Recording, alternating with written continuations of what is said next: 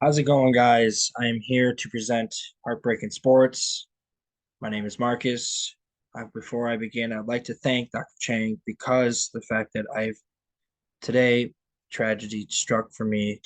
Well, not in a bad way, as I'm not as in bad shape. Thank God. I'm okay. It wasn't too bad, but I got in a car accident on my way to do my practicum for my other class for Dr. Chang, and now I'm not going to be able to go to school for the rest of the semester because I don't have a ride to Brockport. But with that being said, like I said, I'd like to thank Dr. Chan for giving me the opportunity to just post this on YouTube and still get credit for his class. Let's get into it. Like I said, I'm doing Heartbreak in Sports. Let's move on. With this I was going to do was I was going to do an activity for the class.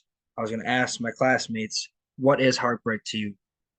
And now, well, since I can't do that because I'm doing it online, I'm going to show you what kind of examples I was going to do. So one of my class names is Michael. He is a Sabres fan. If I ask him what is heartbreak to you, he would probably say the 1999 Buffalo Sabres Stanley Cup Final goal, skate in the crease, still counted. Dallas Stars win the Stanley Cup. Another example would probably be this year's ALCS, the New York Yankees being swept. Heartbreak, really, that's really heartbreak, I would think, for the activity. So we're moving on. All right. So I'm going to define heartbreak in sports in three categories. So I will also give you the actual definition. But in my opinion, my defined three categories are team loss, injury, and not being able to participate. But now with the full definition, heartbreak in sports is where a fan or an athlete is felt sad or hurt after their favorite team loses.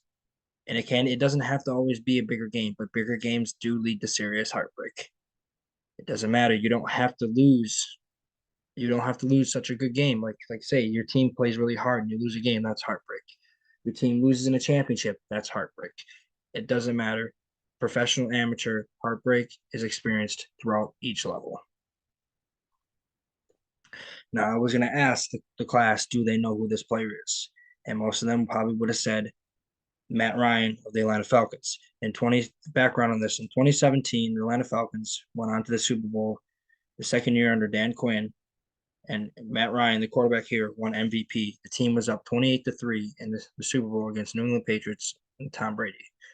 They end up blowing it 34-28. After making it 28-3, they would not score another another touchdown or field goal or any points, nothing, any points alike.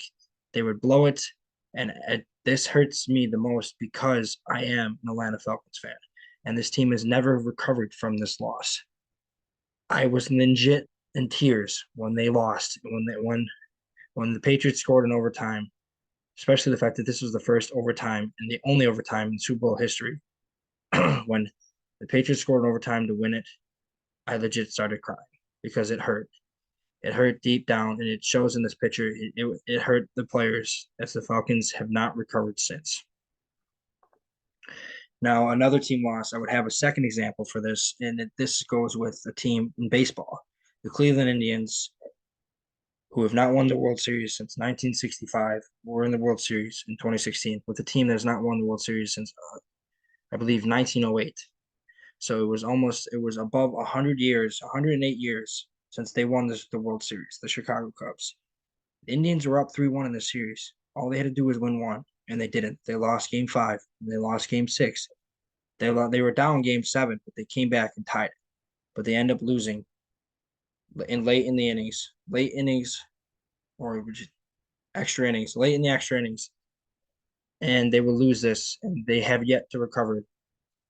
And now they're now the Cleveland Guardians. But this right here shows you of heartbreak and team loss. The team was up 3-1, and they blew it, and just to a team that has not won in over 100 years. So this is another prime example for team loss. Now I'm going to get into injury, and I'm going to ask. I was going to ask the people in my class, do they know about this? Have they heard about this?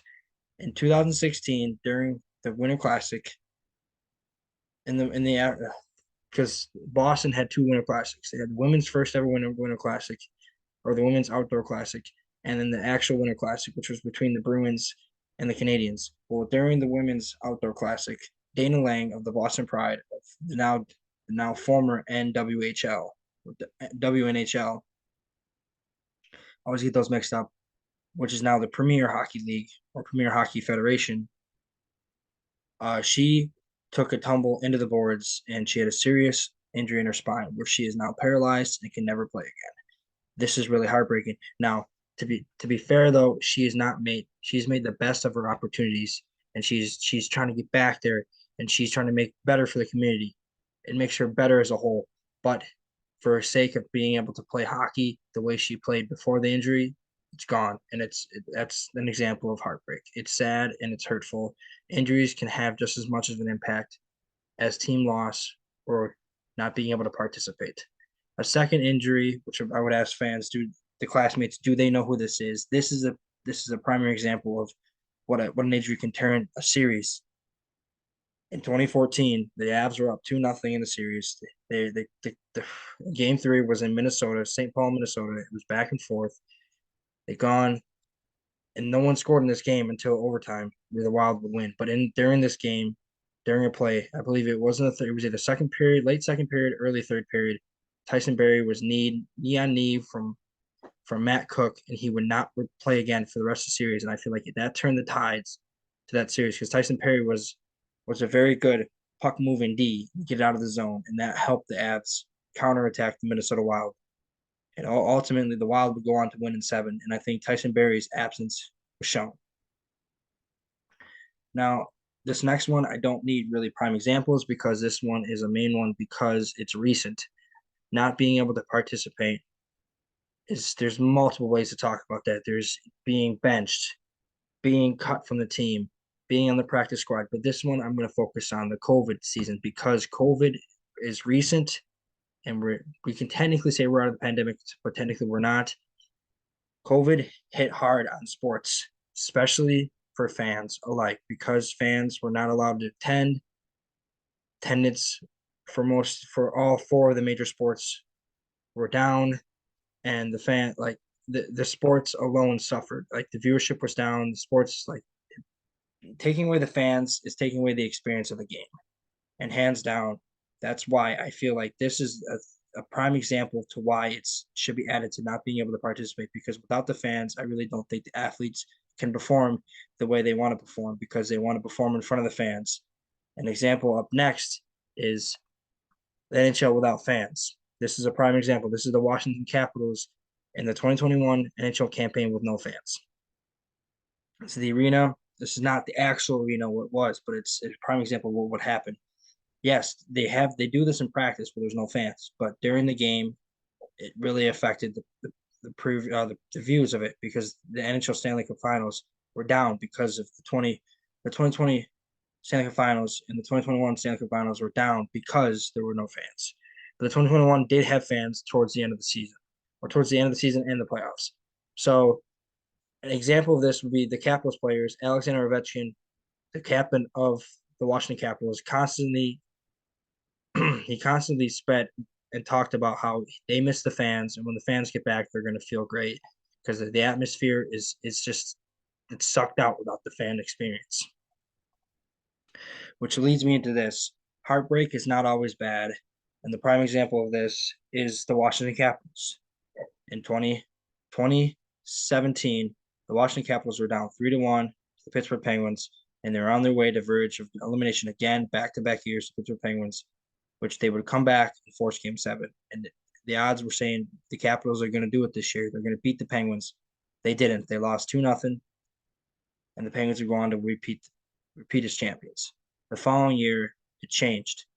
Ovechkin was done. He used this heartbreak as a success to launch him to winning the Stanley Cup. He came into the training camp 4 to 5 pounds down, what he usually is, and he's ready to go. The team would go on to not only beat the Penguins in 6 in Pittsburgh in overtime, which has been their kryptonite, they would go on to win the whole thing. Now, another example would be the Colorado Avalanche and the Tampa Bay Lightning. 2019, Tampa Bay Lightning were the President Trophy winners, and they got swept in the first round. The following 2 years, they would win the Stanley Cup. The Colorado Avalanche in 2017, they were the worst team in the league. But then 5 years later, they would win the Stanley Cup. So these examples prove that heartbreak is not always bad, and it should not always look this bad, because that leads into the conclusion of this. Heartbreak in sports is a serious matter, but really you have to have heartbreak before you find true success. The best of dynasties have gone through the worst of times. So the best teams, Chicago, the Blackhawks, the Bulls, the Yankees, the Patriots, the list goes on and on. All these dynasties have gone through heartbreak and bad times to find success. You should never look at heartbreak as a bad thing. Always look at it as a way to succeed in the end. Use it as a fire to get you going. And anyways, that is my presentation on heartbreak in sports. Thank you for joining. Again, thank you, Dr. Chain, for allowing me to upload this on YouTube. Thank you. And you all have a wonderful